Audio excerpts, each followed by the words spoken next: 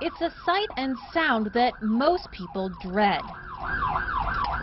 But now you may have more to worry about than seeing an unmarked police car in your rearview mirror. Just because the car and the uniform look authentic doesn't mean you've been confronted by a real police officer.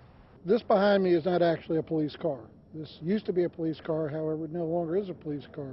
Lou Cannon, president of the Fraternal Order of Police in Washington, D.C., says people who pose as police officers are a constant problem in the U.S.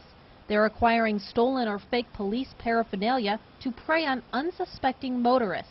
The most frequently committed crimes are robbery and sexual assaults by using these police vehicles. A UPI investigation of police impersonators reveals how easy it is to acquire vehicles in authentic-looking uniforms.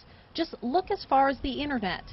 Cars like this are very easily obtainable. You can actually go on the website and search used police vehicles or used emergency vehicles. These vehicles are all over. We did a Google search for used police vehicles and found this, a site that sells exactly that to the general public. For a uniform, we went to eBay.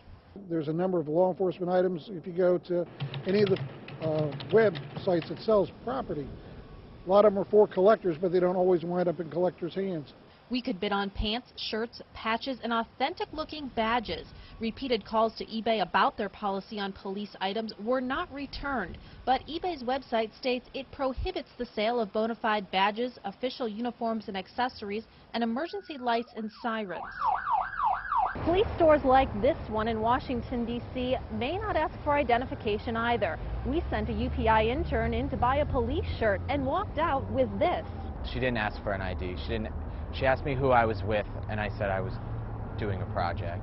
Rotunno's hidden microphone picked up his conversation with the store clerk inside. How authentic does this project have to look? Pretty authentic. So this one is $32.95. It has the epaulets on the shoulders, the military creases in the front and back. You don't need a badge or anything? No. Okay.